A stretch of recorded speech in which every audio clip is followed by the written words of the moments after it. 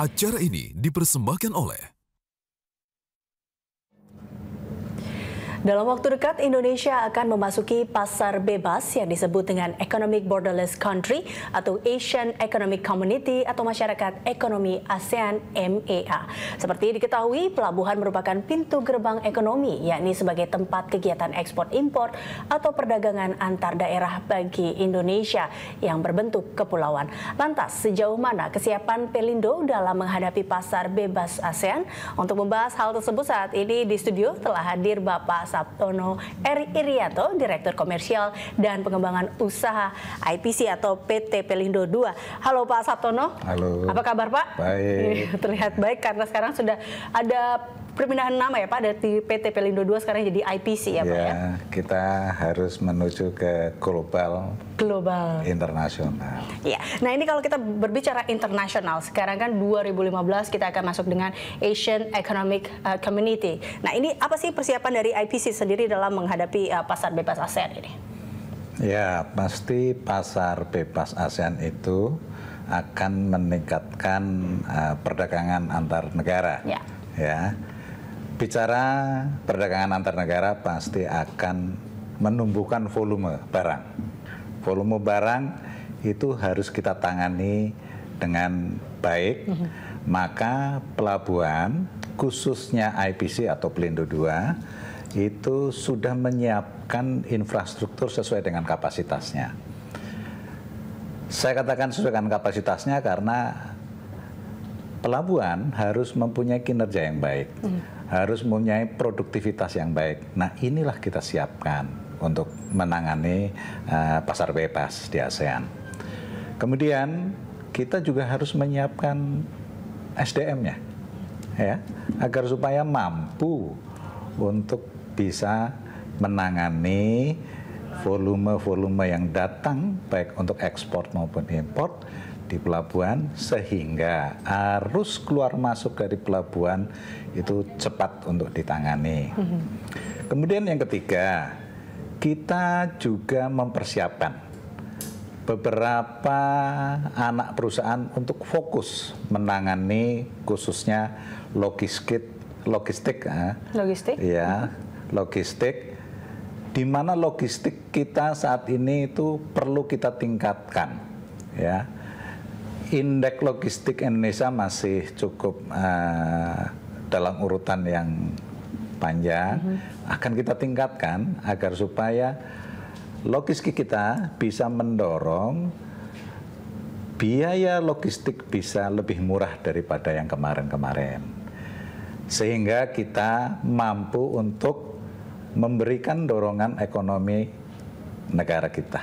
Berarti kalau kita lihat biaya logistik ini juga masih terbilang tinggi seperti itu ya Pak? Betul. Karena kan kalau dilihat ini kita tahu bahwa di sini beberapa waktu atau belakangan sempat juga diketahui yang menjadi tinggi rendahnya biaya ini disebabkan oleh biaya logistik juga ternyata. Betul.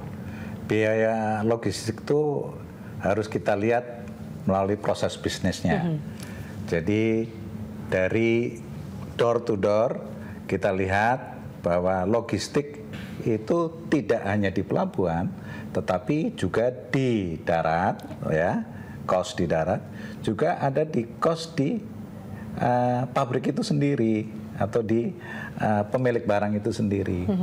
Jadi seandainya ya barang itu bisa diangkut melalui laut, itu akan lebih murah dibandingkan melalui darat. Nah, berarti ini juga sudah ada strategi tersendiri kan dari IPC terkait dengan bagaimana menghadapi persaingan pada saat nanti, pada saat mungkin pasar bebas ASEAN akan dimulai. Ya. Jadi memang komitmennya semua pihak harus ikut serta, tidak hanya pelabuhan, tapi stakeholder semuanya harus ikut. Kalau stakeholder semuanya bisa ikut, kepastian barang ada, kepastian angkutan di darat ada, kepastian di laut ada, atau di pabrik ada. Semuanya itu bisa dioptimalkan seefisien mungkin, maka biaya logistik itu bisa lebih ditekan atau lebih murah. Sehingga dirasakan oleh masyarakat, sehingga masyarakat bisa menumbuhkan ekonomi di masing-masing lokasi. Lokasi seperti itu. Oke. Nah, ini kalau terkait dengan berarti kan adanya kapasitas yang sesuai dengan kapasitas atau tempat pelabuhan yang sesuai dengan kapasitas tadi dikatakan oleh Pak Sabtono. Lalu adakah atau bagaimana dengan rencana terkait dengan peluasan pelabuhan di Tanjung Priuk dan juga dengan beberapa proyek kali baru itu? Ya. Jadi gini, Tanjung Priok itu hampir 60-65% ekspor impor itu melalui pelabuhan Tanjung Priok. Sedangkan sisanya bisa melalui Surabaya, melalui Belawan, melalui Semarang, dan lain-lain. Kita sadar bahwa pelabuhan Tanjung Priok adalah pelabuhan yang terbesar di Indonesia, harus mampu menangani barang-barang ekspor impor. Di mana Tanjung Priok itu kita bikin ditingkatkan kapasitasnya yang terpasang saat ini. Di samping kita membuat pelabuhan baru yang kita sebut sebagai New Priok atau Kali Baru. Kenapa kita perlu tingkatkan kapasitas sekarang? Kapasitas sekarang itu kita tingkatkan produktivitasnya. Kapasitasnya kita tingkatkan dengan cara meningkatkan produktivitas. Produktivitas yang kita perlukan adalah ada soft infrastructure sama hard infrastructure. Softnya itu mudah sebetulnya karena tidak memerlukan biaya yang terlalu besar, tetapi waktunya itu bisa cepat asal kita niat. Ya, kita niat, kita kerja keras, kita kerja benar, pasti itu bisa. Contoh misalkan kerja sehari itu 24 jam. Seluruh stakeholder harus kerja 24 jam. Jangan satu sisi kerja 24 jam, yang sisi lain hanya 12 jam. Nah, ini kan terjadi stuck ya.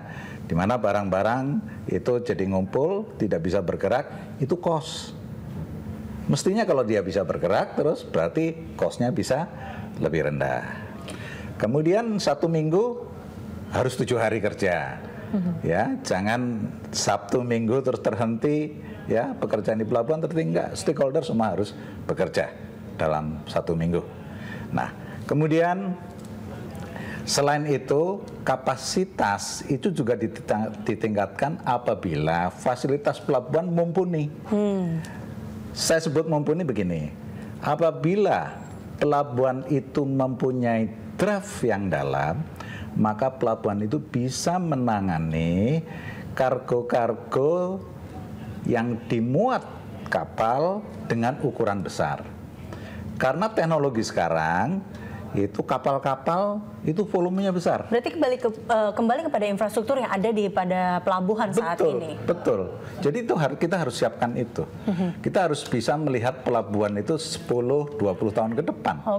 Harus disesuaikan dengan teknologi, teknologi kapal maupun teknologi dari metode pelaksanaan operasional di pelabuhan. Berarti dalam kata lain kita juga harus berkembang karena semakin berkembangnya juga saat ini di mana banyaknya aktivitas bisnis, maka juga harus semakin berkembang untuk pelabuhan yang semakin banyak bergerak, serius seperti itu, tidak beristirahat seperti waktu istirahat dikurangin ya Pak. Betul. Dan kita lihat juga infrastruktur harus diperbaiki. Kita akan lanjutkan perbincangan ini Pak Sabtono usai jeda berikut, dan pemirsa Money Report akan kembali sesaat lagi.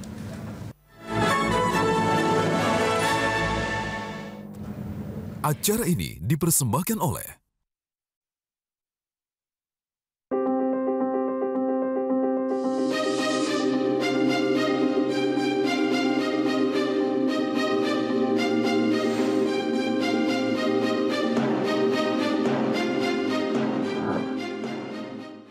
kendala biaya menghalangi Anda mendapatkan penanganan medis?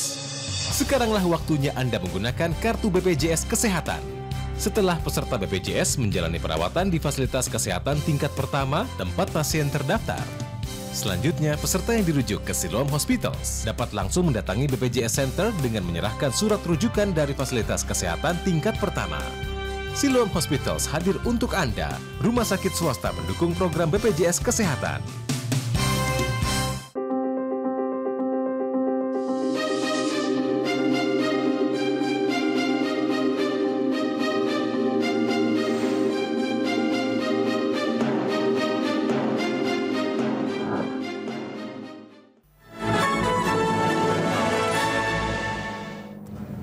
Acara ini dipersembahkan oleh Ya, Anda kembali dalam Money Report, masih bersama dengan Bapak Sabtono, Direktur Komersil dan Pengembangan Usaha dari IPC. Pak Sabtono, tadi kita berbicara ada dua hal yang harus memang diseriuskan. Ini adalah serius sendiri dari stakeholdernya dan juga ada infrastruktur yang memang harus dikembangkan lagi. Nah, memang apakah kita lihat bahwa terkait dengan kapasitas, beberapa kapasitas juga di Terminal Kali Baru ini juga ada penambahan terkait dengan itu. Benarkah demikian? Betul. Jadi ini salah satu peningkatan infrastruktur juga kah? Betul. Dalam rangka meningkatkan kapasitas, kita bisa meningkatkan kapasitas existing, sama kita harus membuat pelabuhan baru untuk menambah kapasitas. Throughput barang atau volume barang itu sudah kita hitung untuk 10 sampai 20 tahun ke depan. Nah, sebelum barang itu datang nantinya, kita harus siap fasilitasnya. Tidak mungkin barang datang tidak ada fasilitas. Makanya ya Pelindo 2 IPC itu menyiapkan Tanjung Priok untuk menambah kapasitas. Kita sebut sebagai New Priok. New Priok. Ya, ada berapa besar sih Pak? Berapa penambahannya kapasitasnya? Ya, New Priok secara total lahannya itu 500 hektar. 500 hektar dibagi dalam dua tahap, tahap pertama dan tahap kedua. Tahap pertama selesai dalam tahun atau akhir tahun 2017. Ini tahap pertama. Namun dalam tahap pertama ada 3 session ya, atau terminal pertama yang kita sebut sebagai terminal kontainer pertama itu insya Allah akan selesai pada pertengahan tahun 2015. Ini bisa menambah kapasitas 1,5 juta ya TEUs ya, dengan fasilitas pelabuhan kedalamannya -16, di mana dermaga ini sebenarnya didesain -20, tetapi kita gunakan untuk -16 agar supaya kapal-kapal besar dengan ukuran lebih dari 5.000 TEUs bisa ditangani di dermaga ini. Ya. Berarti kalau kita lihat memang semakin besar kapal yang ada atau semakin besar pelabuhan itu, maka semakin banyak juga barang-barang yang bisa ditampung di situ ya Pak? Betul. Jadi apabila barang itu diangkut oleh kapal besar, maka cost rate-nya itu akan lebih murah per unitnya. Nah ini kira-kira ada rencana untuk pengembangan juga di beberapa pengembangan pelabuhan-pelabuhan di beberapa daerah juga nggak sih Pak? Oh iya, pada intinya itu pelabuhan di seluruh wilayah Indonesia harus mumpuni, harus mempunyai kapasitas yang sama dengan yang lain, sehingga wilayah barat, tengah maupun timur harus mempunyai fasilitas yang relatif sama. Oleh sebab itu Indonesia memerlukan ya fasilitas-fasilitas pelabuhan khususnya di wilayah timur. Kita harus bangun di sana, yaitu IPC merencanakan untuk membangun di Sorong, ya, sehingga wilayah timur kita punya satu pelabuhan yang menjadi hub ya, untuk perdagangan utara selatan, Jepang sampai ke Selandia Baru atau ke Australia, sehingga Sorong bisa menjadi hub. Apabila Sorong menjadi hub kita, itu maka wilayah timur itu secara ekonomi bisa tumbuh. Bila tumbuh, maka barang dari timur ke barat itu mempunyai volume ruang di kapal, sehingga kapal waktu mengangkut barang tersebut freight-nya sama, sehingga volumenya yang tadinya tidak ada kargo ke barat sekarang ada, jadi harga per unit volumenya itu murah. Maka ini bisa membuktikan bahwa logistik cost di Indonesia bisa ditekan menjadi yang lebih efisien. Dengan tadinya juga ada pemerataan pelabuhan-pelabuhan di daerah-daerah lain juga ya Pak ya. Nah jadi kalau kita lihat emang ini kira-kira fasilitas apa sih Pak yang mungkin telah dipermudah saat ini, karena tadi IPC juga telah merencanakan ada pembangunan pelabuhan-pelabuhan di beberapa daerah, ada juga proyek Kali Baru atau New Priok ini, tapi apalagi sih sebenarnya fasilitas yang telah dipermudah hingga saat ini? Jadi pelabuhan selain Tanjung Priok, Pelindo 2 itu ada punya beberapa cabang, ya, mulai dari Palembang, Padang, Bengkulu, Jambi, Pontianak, Cirebon dan lain-lain. Masing-masing pelabuhan kita tingkatkan kapasitasnya. Ya, kita tingkatkan kapasitasnya, produktivitasnya kita tingkatkan. Yang tadinya nggak mempunyai alat bongkar muat, kita harus pasang alat bongkar muat mekanis sehingga kecepatan untuk produksi kerjanya itu bisa lebih cepat di semua pelabuhan cabang di Pelindo II. Yang lainnya pun sama, ya, di daerah Pelindo 1, Pelindo 3, sama Pelindo 4 itu sama. Sehingga level of service semua pelabuhan itu sama. Seandainya sekarang belum, maka mulai dari sekarang itu mulai ditingkatkan agar supaya level of service itu sama. Pada saat level of service itu kita sama, maka bongkar muat itu akan bisa ditentukan berapa lamanya di pelabuhan. Ya, dwelling time yang dimana banyak sekali yang kalau kita bilang banyak sekali memprotes tentang waktu yang sangat lama dan membutuhkan waktu yang lebih singkat 1-3 hari saja boleh tidak seperti itu karena itu akan menentukan harga juga ya Pak. Betul. Jadi ini apabila level of service sama kita bisa hitung. Lamanya barang di pelabuhan, lamanya barang di perairan, ya itu kita bisa hitung.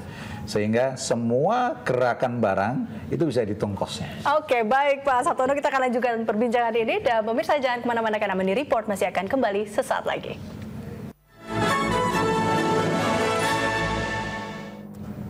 Acara ini dipersembahkan oleh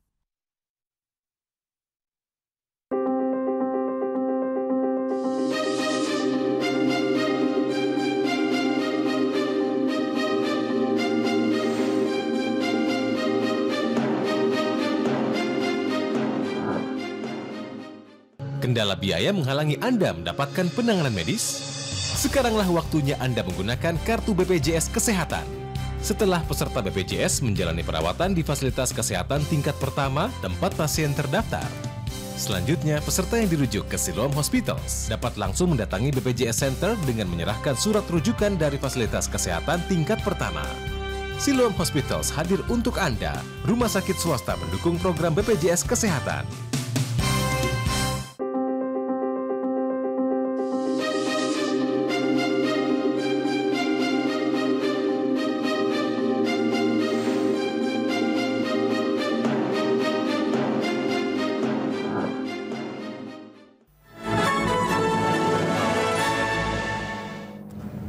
Acara ini dipersembahkan oleh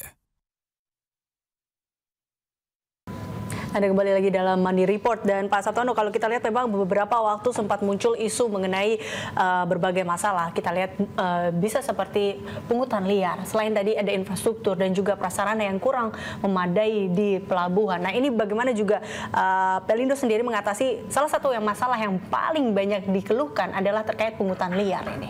Ya. Untuk mengatasi itu, IPC Pelindo II itu menanamkan semuanya harus menggunakan komputer. Kita gunakan sistem ya, di mana pengguna jasa itu tidak perlu datang ke pelabuhan untuk memproses dokumen-dokumen yang ada di pelabuhan, sehingga menggunakan online sistem itu semuanya bisa berjalan. Itu salah satu. Kemudian yang kedua, kita tadi katakan bahwa salah satu yang penting adalah mengenai SDM. Kita sedang melaksanakan transformasi ya budaya ya, agar supaya budaya korporasi IPC itu bisa diandalkan, lebih profesional, bertanggung jawab, dan mempunyai semangat untuk bekerja, untuk perusahaan, untuk negara. Bukan itu untuk kepentingan pribadi ya Pak ya? Ya, saya kira begitu. Begitu ya. Nah, berarti ini ada transformasi baru. Nah, dengan SDM berarti terkait dengan mindset Pak di sini. Betul. Ini juga apakah Pelindo atau IPC ini juga akan mengubah mindset yang dulu menjadi sebuah mindset yang baru dengan tadi kesepakatan atau transformasi yang diinginkan oleh IPC? Ya, pasti. Karena modal utama perusahaan adalah manusianya. Ya. Jadi IPC mempunyai program untuk meningkatkan kemampuan SDM-nya dengan menyekolahkan ya Pertama menyekolahkan. Tapi sebelum menyekolahkan, kita rekrutmen aja lah. Rekrutmen kita harus pilih putra-putri Indonesia yang terbaik, ya, melalui kriteria-kriteria yang terbaik, seleksi-seleksi yang baik, kita terima sebagai karyawan-karyawati. Habis itu kan kita perlu mereka untuk ditingkatkan kemampuannya. Ada yang sekolah, ya, sampai master. Sekarang ada yang kita sekolahkan sampai program doktor, ya, tapi tidak semua, pasti satu pilihan. Yang kita perlukan di lapangan juga trainer-trainer agar supaya mereka mampu, ya, serius dalam bekerja menangani jobnya. Saya kira dengan mindset seperti itu, setelah melihat pengalaman mereka yang sekolah maupun dipekerjakan, mereka mampu memiliki bahwa apa yang dia kerjakan adalah demi untuk kepentingan dia sendiri untuk masa depan, juga untuk kepentingan perusahaan, dan juga karena ini kepentingan negara, juga untuk kepentingan negara. Berarti dalam kata lain kita atau PT Pelindo II atau IPC ini mampu bersaing dengan beberapa pelabuhan-pelabuhan dari luar negeri juga dong, Pak?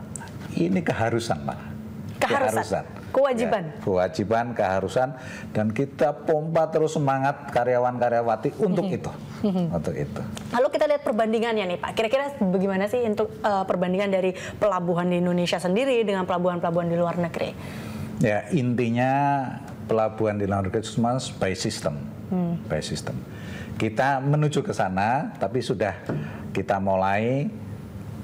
Khususnya untuk terminal-terminal kontainer internasional, kita sudah menggunakan, contohnya kayak JCT, Koja, MAL, itu sudah menggunakan sistem-sistem. Sedangkan pelabuhan-pelabuhan lain, kita beberapa pelabuhan sudah kita set, dan beberapa pelabuhan tinggal pasta kopi aja. Berarti saatnya kita untuk berlari, kalau selama ini kita jalan, saatnya lari ya Pak, untuk mengejar ketertinggalan mungkin seperti itu? Ya, kalau istilah maraton itu tidak ada hentinya. Tidak ada hentinya, oke baik. Oke. Mungkin dari IPC sendiri, apa yang akan dilakukan dalam jangka pendek ini Pak, terkait untuk pengembangan pelabuhan-pelabuhan di Indonesia? Ya, jadi kita sudah jelas akan mendukung program Presiden, yaitu Poros Maritim, di mana Pelabuhan Indonesia II, khususnya yang di wilayah Pelabuhan Indonesia II, kita tingkatkan kapasitas dengan level of service supaya produktivitasnya tinggi. Nah, kemudian pelabuhan-pelabuhan yang kita perlukan adalah pelabuhan-pelabuhan di wilayah timur, agar supaya ada keseimbangan antara barat, tengah, dan timur. Apabila semua itu berkembang, maka akan muncul ekonomi di wilayah timur, barat, dan tengah, sehingga akan terjadi keseimbangan, ya, perputaran volume kargo, sehingga akan menekan biaya logistik yang seefisien mungkin. Oke, baik. Terakhir Pak Sabtono, ini kira-kira closing statement dari Pak Sabtono terkait dengan pelabuhan di Indonesia atau perkembangannya seperti apa? Ya. Intinya pelabuhan harus siap untuk bisa menangani lonjakan kargo dan bisa menjadi driver untuk menciptakan logistik cost menjadi efisien. Kira-kira itu yang harus kita siapkan untuk bisa menumbuhkan ekonomi negara. Ya, berarti kita lihat memang keseriusan ini menjadi salah satu kunci utama untuk mengembangkan pelabuhan di Indonesia. Begitu ya Pak Sabtono ya. Betul. Baik, terima kasih Pak Sabtono telah hadir bersama kami dalam Money Report. Dan pemirsa, sampai di sini kebersamaan kita dalam Money Report. Anda bisa mengakses informasi bisnis terkini di website kami di berita1.com. Anda juga dapat mengirimkan informasi dan saran ke email kami di news@berita1.tv atau follow kami via Twitter, Facebook, dan YouTube. Saat lagi rangkaian informasi aktual sepanjang hari akan kami hadirkan dalam Jurnal Malam. Saya Eliza Hasan mewakili rekan yang bertugas undur diri. Sampai jumpa.